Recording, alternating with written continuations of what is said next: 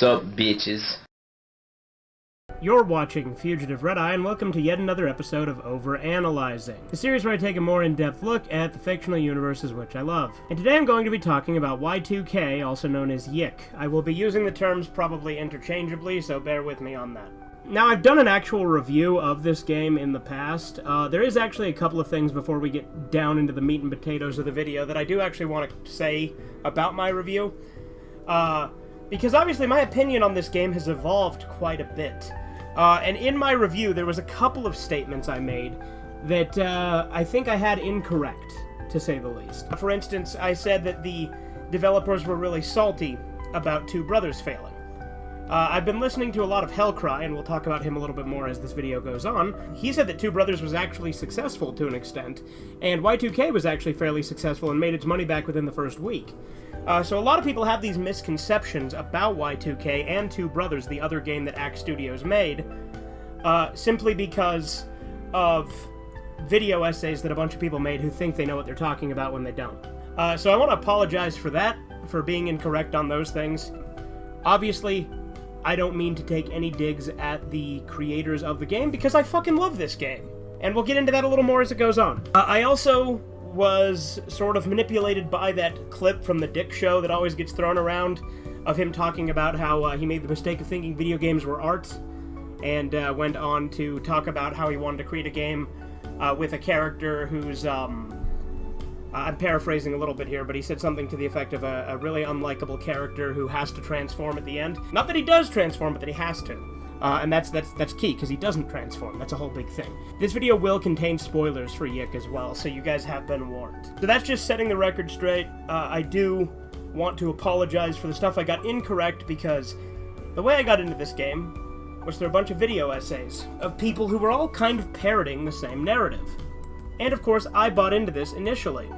In fact, there's a video I saw, one of Hellcry's responses, and again, we'll get to Hellcry a little bit more, because big shout out to him on this. He is a large part of Yiikpilling me, as it were. But the way I got into this game was through all those video essays talking about how bad the game was. And you know me, being contrarian as I am, I wanted to check it out and see how it lived up to it.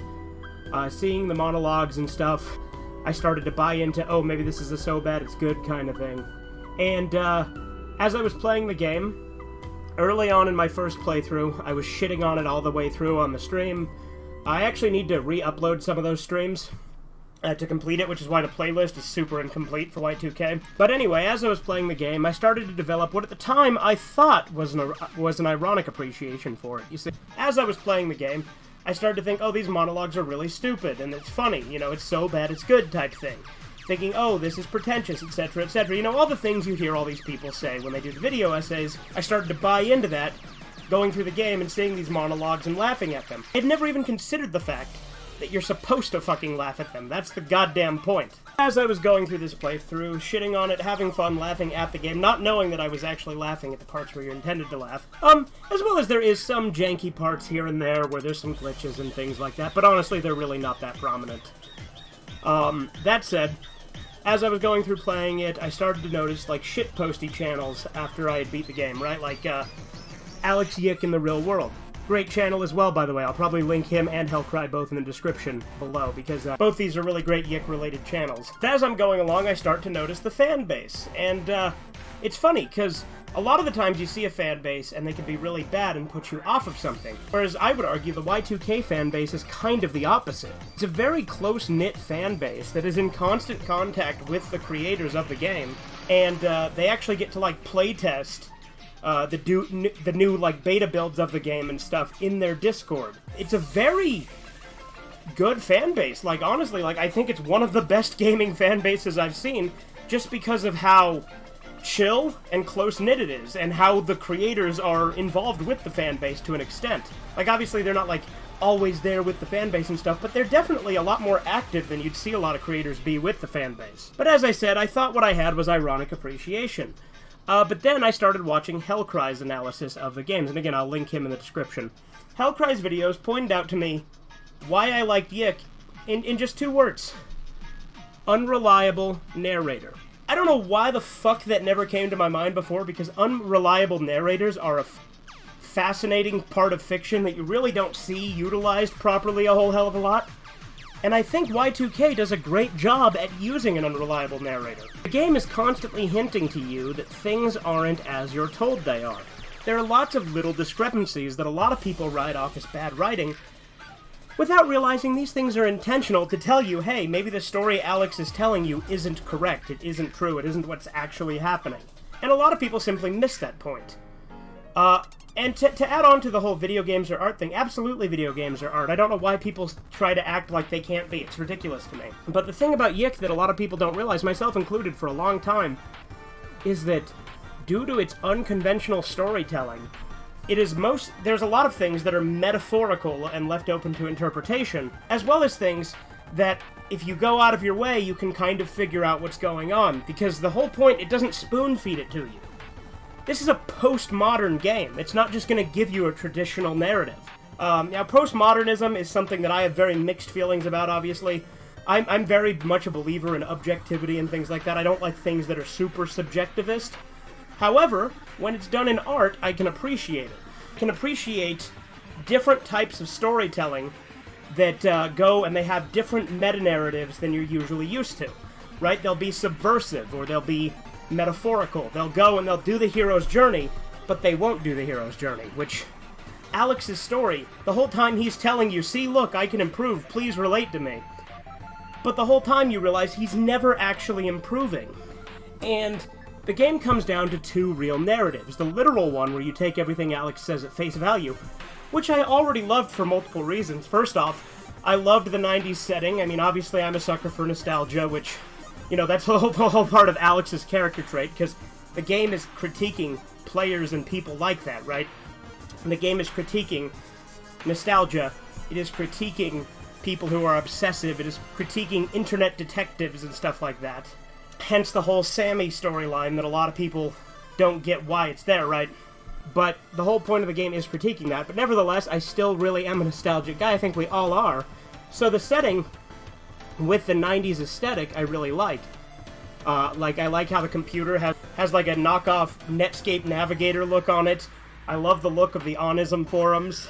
And another thing that I just love about it is, although it is critiquing, you know, internet detectives and stuff like that, there's a certain nostalgia for that too, for me, like back in 2011, when I first started getting into conspiracy theories. Seeing Onism having all these like conspiracy theory and supernatural stuff took me back to a time on YouTube where that's the kind of shit I was all about, right? Consuming conspiracy theories, or cryptids, or ghosts, or all sorts of shit, like internet mysteries. I love that kind of shit, which again, it's funny because the game is critiquing that, and it's, you know, telling you, hey, you shouldn't have these obsessions. That's kind of the message of the game, or at least one of them. There are multiple sort of messages to the game. As I'm going through it, I really like that. I like the idea of, you know, going up with your friends and investigating internet mysteries. Again, no, it's critiquing it, but it's still fun and indulging in it. Even if maybe what you're seeing on the screen isn't exactly how it happened, to say the very least. So that's fun. I really like that. I like the whole Onism thing and the going to solve the mystery and stuff like that. Even though, ultimately, it's not actually about the mystery. It's about Alex's obsession with this mystery and the fact that he needs to let go but can't and won't. But yeah, I really like that. So even on face value, I really do like a lot of those things. But then you notice a lot of little discrepancies, and that leads us to the second narrative, what the game is actually telling us. And what Y2K seems to be is actually not a story about the end of the world and a guy who's the destroyer of all universes. It's actually the story of a guy who can't get past his obsessions and his own self-indulgence. And so he drives all of his friends and the people he cares about away because they can't handle him, they don't like him. Because he's such a toxic person, he pushes everyone away from him. And the whole thing with the world getting destroyed isn't literally the world being destroyed, it's Alex's world being destroyed because he destroyed it by driving everyone away with his personality. Starting to realize all of these different metaphorical aspects to the plot and the unreliable narrator stuff started to make me realize this game is actually a lot smarter than most people give it credit for, obviously. It's a lot more nuanced. The story is much more intriguing, especially, you know, when you're trying to figure out, okay, what's actually happening here? What's real?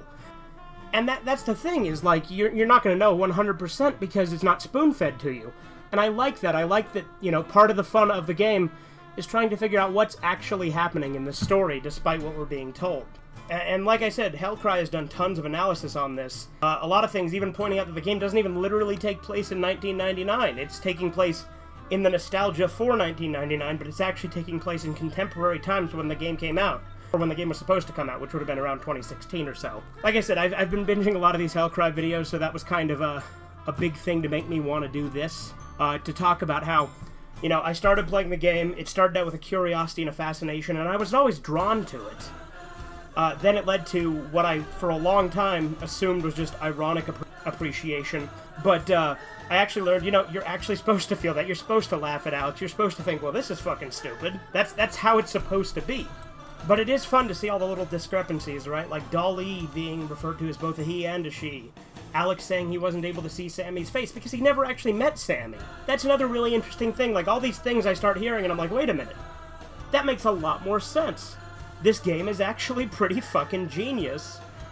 And a lot of people just don't realize that. Because they're too busy focusing on what Alex is telling us, rather than what the game is actually telling us. But after I went through that period of ironic appreciation, I discovered the fan base, started to get more and more into it, again assuming what was ironic about it, and then gradually saying, hey, you know, I have sort of ironic and genuine appreciation for it, a nice mix of the two. But then, as I go more and more into it, I realize I'm just memeing it. I'm not ironic. I mean, when I make, you know, Walter, put your dick away jokes, that doesn't mean I think Breaking Bad is ironic.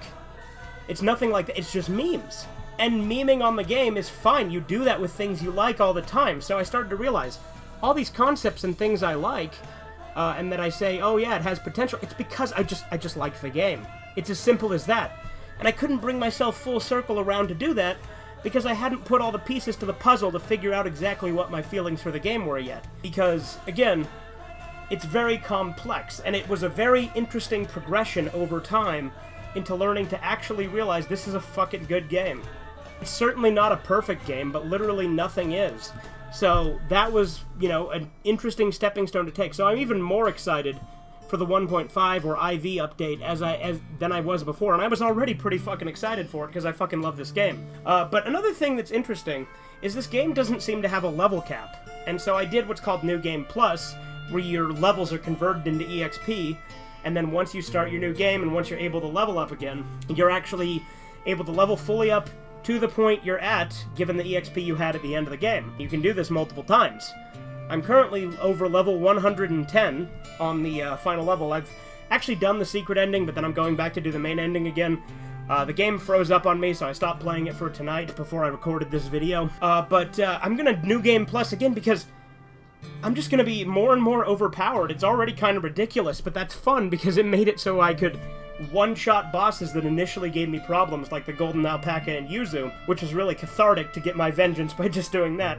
I love it in RPGs when you can feel like an overpowered god at that point, so the New Game Plus feature is amazing. But like other little details that I didn't notice was like the Mine Dungeon, you're descending, you're going lower and lower, you're not ascending. So Alex is actually going deeper and deeper into his delusion with each level up, so although I'm becoming the super powerful god, maybe that's a commentary on the fact that Alex views himself as the protagonist. He's so up his own ass, he has to make himself the protagonist of this epic video game story. So descending down and doing New Game Plus is actually, you know, in the lore, it's his delusions. He's more powerful in his own mind. But yeah, it's really fascinating. The more and more layers I discover this game actually has, and I start to enjoy playing it more and more. Like I said, I already like it. I've already got all but 2 trophies on the PS4. I'm gonna try to get the Platinum. I just have to do the combos with Alex and the Essentia, so I just need to do the 25-hit combo with Alex and the 15-hit combo with Essentia. But yeah, as you can tell, I'm starting to ramble a little bit. Obviously, I don't script these, so I'm just kind of going off the cuff. But I just wanted to say that this game really, really threw me for a number with how much I loved it. Like I said, I always had this weird drawn obsession with it, and I called it a guilty pleasure for a long time. But now I'm starting to realize I just like the game. It's just, I didn't understand why until I was able to put those pieces together. But yeah, like I said, I will link Hellcry and Alex YIIK in the real world in the comments. Speaking of the term YIIK, it is funny how a lot of people, when they're criticizing the game, will say, I'm gonna call it YIIK because it's gross and it's more fitting. Literally everyone calls it YIIK. The fan base calls it YIIK. You're not special. Everybody fucking does that.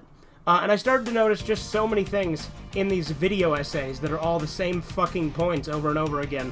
And I myself was guilty of that to an extent in my review, but I think I was a little bit more fair and balanced with my review than most, given the information I had and my current understanding of it. This is a follow-up to that. I wanted to kind of point out why this game is great, and why I don't think people give it a fair shake. It's an interesting, non-conventional story about a fucking asshole who's so up his own ass, but he's telling us the story, so we're getting incorrect information. Another thing I wanted to bring up is Alex is a lot more relatable than most people would care to admit, because we all have our own insecurities, and we all have things that we self-reflect on, but we never change, right? Like, I always think, hey, I should eat healthier, or I should cut back on soda. But what do? I still eat fast food. I still chug Dr. Pepper. These things still happen. And there's all sorts of other little things that I do that I reflect on, but I ultimately haven't done anything about. These things about Alex can be relatable. There are some times when he's ranting or monologuing, I can see a little bit of myself in him. Now, obviously, Alex is unlikable in a lot of ways, but obviously, like I said, he's my favorite character. I fucking love Alex. But I understand what kind of character he is, and a lot of people don't like to admit that there is a little bit of Alex in all of us. I still don't know how much of it is literal and how much of it is real, and I think that's part of the fun of it, is trying to decipher, is any of this real? Is there even any supernatural stuff? Because the supernatural aspects are really cool and intriguing, but it's even more intriguing to try and dissect it and be like, okay, how much of this is actually happening, and how much of this is just Alex trying to make himself sound more important and cool. But anyway, like I said, I'm getting a little rambly. I hope this was a good video. I hope you guys enjoyed. Have a good one. Toodles!